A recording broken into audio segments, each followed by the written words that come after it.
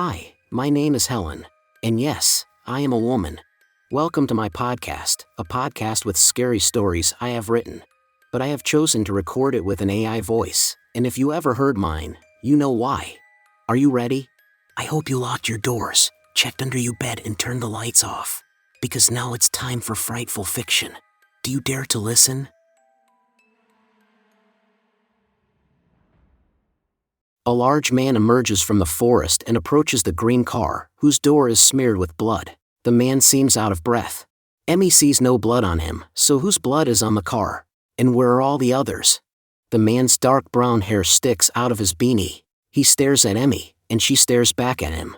There is an awkward silence amongst the group. Her two brothers join her. The man's gaze wanders until he locks eyes on something. Emmy also looks in the same direction and sees a knife lying in the grass. She freezes up, her heart pounds, and she takes a couple of deep breaths. Has the man harmed anyone from the group the siblings were supposed to meet? But where are the others then? He couldn't possibly have killed the whole group. No, there isn't enough blood on the car and nearby ground to have caused even one person to bleed to death, let alone more than one. The man walks towards where the knife is. Emmy takes a step back also in the direction of the knife. She is certain she will reach it before the strange man. But then he stops and sits down on a huge rock. He starts stretching his right leg and looks to be in pain. Is he injured? There's no bleeding from his leg, not that Emmy can see anyway. Hello. We've been waiting for you. But Jonathan cut his hand. He's my older brother. He was bleeding a lot. The others went to the cabin to help him. We were all headed there, but I fell on Sandra, and when I tripped I hurt my ankle. We thought she might have hit her head and was bleeding. But I could not help her, because she's allergic to my blood. That's what Jonathan said when I took the knife and said that Sandra can get my blood if she is bleeding. And then Jonathan took the knife from me. But that's when he cut himself. By accident. I didn't know you could be allergic to someone's blood. I'm allergic to penicillin. It's important to always tell that to the doctor, so I don't accidentally end up with a prescription, because then I could die.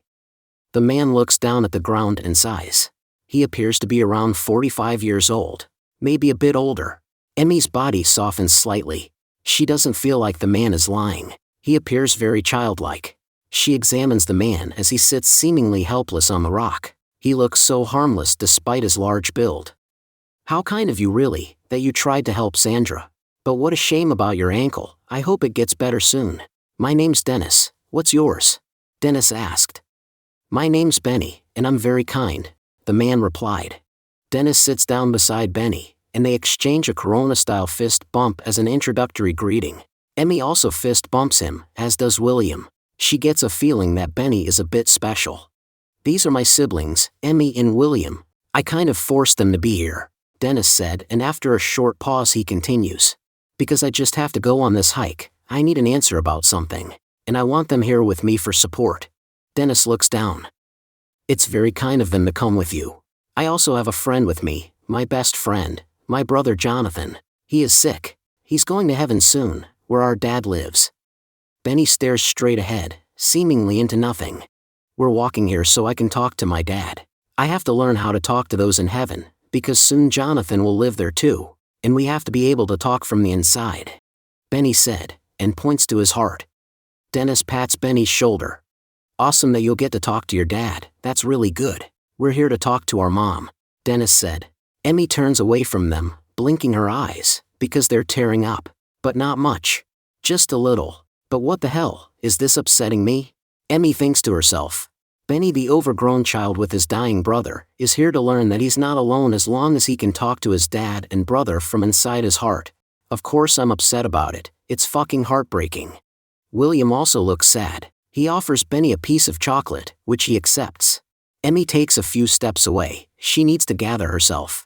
She hears voices from the forest. It must be the rest of the group. Emmy takes a deep breath, getting ready to meet them. A woman marches forward, followed by three people. The woman is dressed in a purple jacket, matching hiking pants and a headband. She walks up next to Emmy. The group of people forms a semicircle around the rock where Dennis and Benny sit. Hi, I'm Yolanda, and for you newcomers, I'm the organizer. We've had some mishaps this morning, as I'm sure our little assistant Benny has told you all. Yolanda said as brightly as her cute matching clothes. She has 2 braids of light brown hair on each side of her face. She looks to be around the same age as William, and he is 26 years old. She's quite put together, but in a way that makes it look like she's not wearing much makeup, with fake eyelashes, dyed eyebrows and lip fillers as a base. Emmy stares at her as she continues smiling. The smile looks real but also fake. It's like a performance smile rather than a genuine smile from deep within. "Am I your assistant?" Benny lights up like the sun. "Of course you are," Yolanda said. She claps her hands together, tilts her head to the right and again wears her unnatural smile. Emmy looks at the group of people standing here with her in the woods. Yolanda is just as Emmy imagined her to be, and Benny turned out to be exactly the opposite of Emmy's preconceived notions. At first she thought he might have been some sort of crazy murderer, but she was wrong. But what about the others? They seem to be a varied group of people. There are 5 of them plus Emmy and her brothers. So there are 3 more that Emmy doesn't know the name of. But of these 3, only one of them has a bandage around their hand, and that must be Jonathan. He looks decent, almost handsome. No, he is definitely handsome. He doesn't look dying at all, like Benny said earlier. Emmy had painted a picture of a hairless man, pale with dark circles under his eyes. Apparently Emmy thought Jonathan suffered from cancer, but that doesn't seem to be the case. At least not advanced cancer where chemotherapy has taken more than it has given. Jonathan is dressed in black hiking clothes and sturdy boots. He has dark brown hair and appears to be around 30 years old. Odd, Emmy thinks, that Jonathan, who is Benny's older brother, looks so much younger than Benny does. Jonathan's gaze meets Emmy's and he smiles. She immediately stares down at the grass. Is she blushing? What the hell? She looks at the group. Okay, so 2 left I don't know anything about. It's a man and a woman. The woman is obviously Sandra, whom Benny fell on earlier, the one who is allergic to blood, but the man standing next to Sandra is still anonymous. Both Sandra and the anonymous man are dressed in dark outerwear and sturdy boots. Everyone seems to have followed Yolanda's clothing advice she had emailed out before the hike. Typical hiking clothes suitable for the weather and sturdy boots.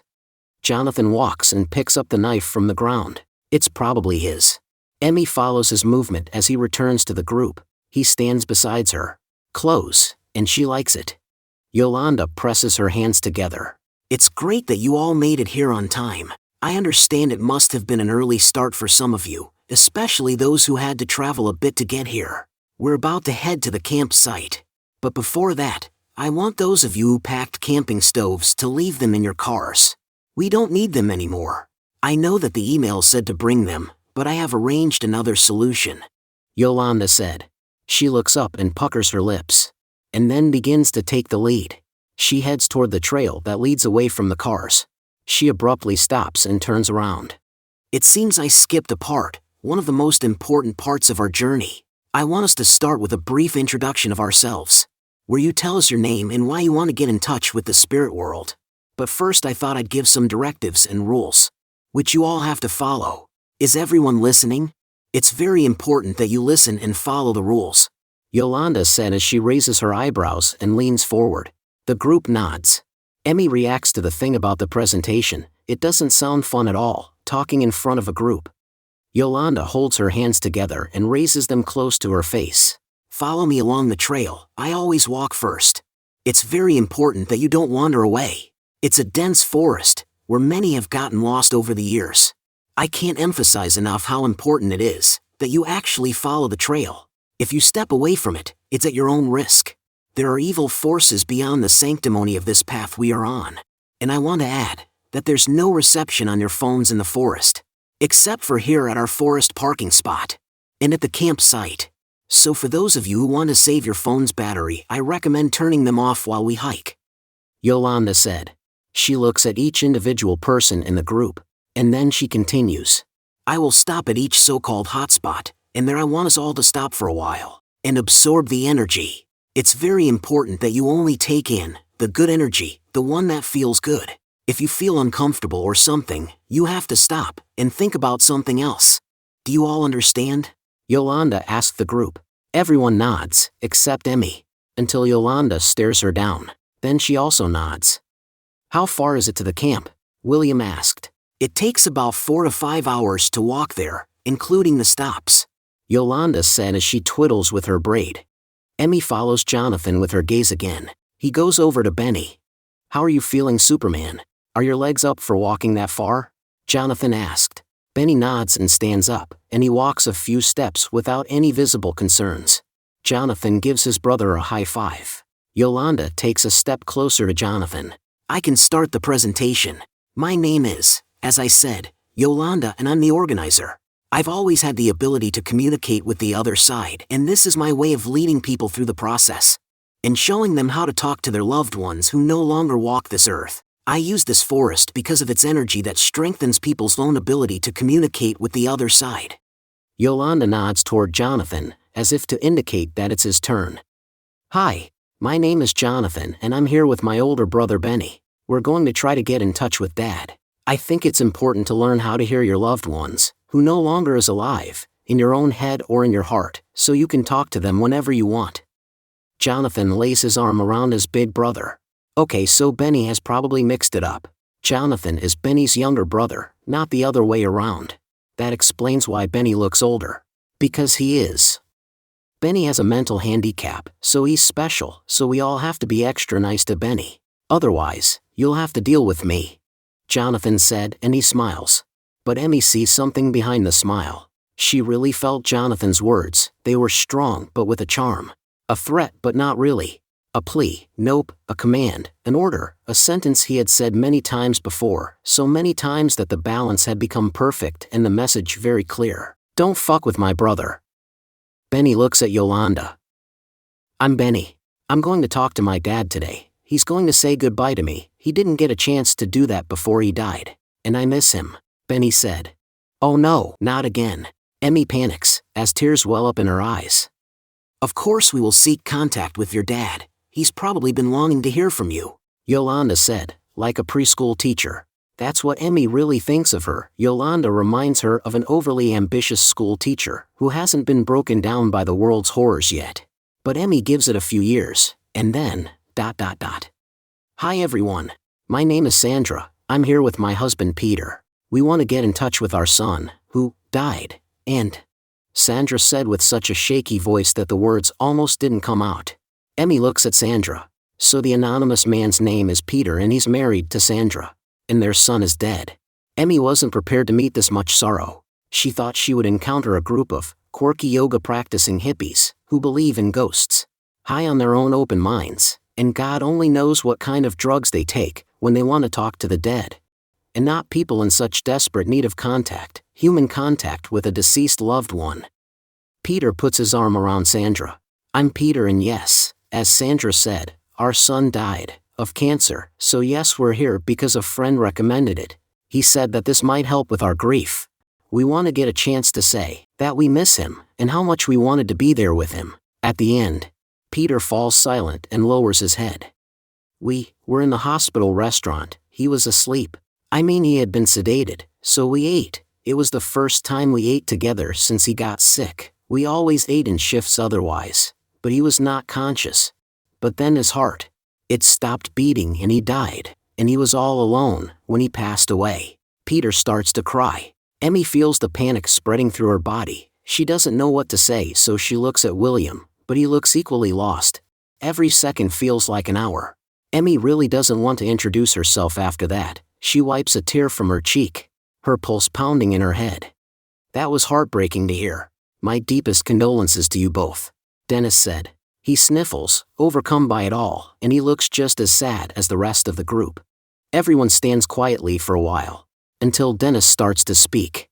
"Well, I'm Dennis, and there's my sister Emmy, who looks like she doesn't want to be here, because she doesn't, so she probably won't introduce herself. She doesn't believe what we are doing here is real, and over there is my brother William.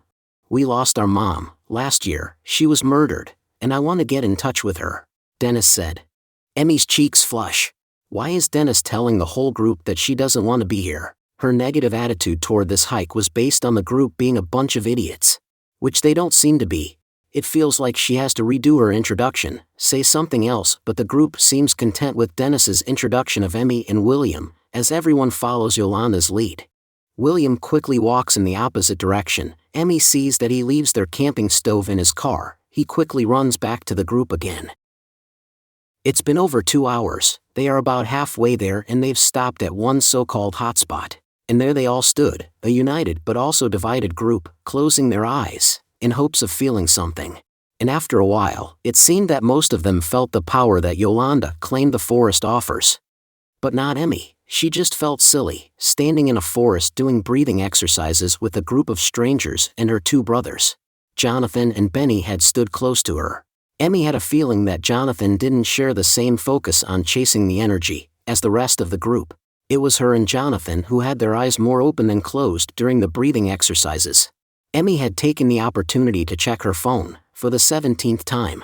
There were no new notifications. But no reception either. It's been over 1 hour since the last time she had a signal on her phone. So she doesn't know why she keeps looking at it. "So you don't want to be here?" someone said. Emmy turns around and sees a smiling Jonathan coming toward her. This isn't really my thing. I'm sort of here for Dennis's sake." Emmy replied. That was partly true, that she's here for Dennis's sake. But also because she's fleeing her hometown. "This isn't my thing either, but I think it can help Benny. It's hard for him, dealing with death," Jonathan said. Emmy stops and her eyes darts around. What should she say? Should she tell him that she knows he is dying, and that she admires him?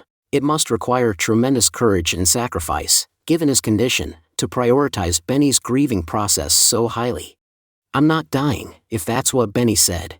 Benny says it to everyone and everything. We can't even go to the grocery store without him saying it. He doesn't really understand death. Everything I said, a long time ago, when we talked about it, was that I'll die someday, and Benny interpreted that as me dying now, and it doesn't matter what I say, he doesn't understand that I'm no closer to dying than any other healthy individual," Jonathan said. And the words bring a smile to Emmy. She genuinely feels happy that he isn't dying. "So you know how to smile? You've been so serious this whole time. It's nice to know that you care so much about my health that you smile when you find out I'm not dying," Jonathan said. He winks at Emmy. He walks toward her. He comes up close before she also starts to walk. After a few steps she stops again. They look at each other, standing very close to each other. The trail is narrow, and there is a mountain hill to the left and a steep slope to the right. Jonathan puts his hands around her waist and holds her as he passes by. "Come, let's sneak away from the trail. I think there may be chanterelles over there, but probably not. It's a little too cold, but who knows? We might be lucky," Jonathan said. Emmy follows him. "Or maybe we shouldn't leave the trail. Yolanda warned us about the dangers associated with the forest," Jonathan said. Emmy looks at him, unsure how to react. If she doesn't get off the trail, what would that mean? That she is afraid of the other side or afraid of him? She's not afraid of either of them. Emmy steps off the trail. "Okay, so you know what you want. Cool. And you're fearless. I like that," Jonathan said. "It's difficult to walk. The ground is uneven with a steep slope, and there are trees, undergrowth, and bushes everywhere." Jonathan squats down and picks mushrooms with his uninjured hand. How did he see the mushrooms from the trail? Or how does it work when someone is searching for mushrooms? Do mushroom people know how it's supposed to look where mushrooms might grow? Like a mushroom environment, is that what they're looking for? They hear a whistle. Jonathan looks up. "It's just one of my brothers. We whistle at each other like that," Emmy said. She looks up toward the trail but sees no one. She thinks she and Jonathan walked ahead of her 2 brothers, and that the brothers are the last in line. The whistle sounds again. Emmy whistles back. "Cool whistle, you have to teach me how to do that. But this is definitely not chanterelles, it's not even edible mushrooms," Jonathan said. He tosses them. Emmy sees movement on the trail. It's her brothers walking toward them. "What do you want?" Emmy shouted. "What do you mean? You've been whistling several times, not us," William shouted back at his sister. Emmy's brothers are now at the spot where she and Jonathan previously stepped off the trail. "What? No, it was you who started whistling. I just whistled back once," Emmy said. "No, it was you every time. We haven't whistled not even once," William shouted, notably irritated. They hear the whistle again. None of the siblings have their hands near their mouths. The whistle comes from deep within the forest. Who the hell is whistling at them?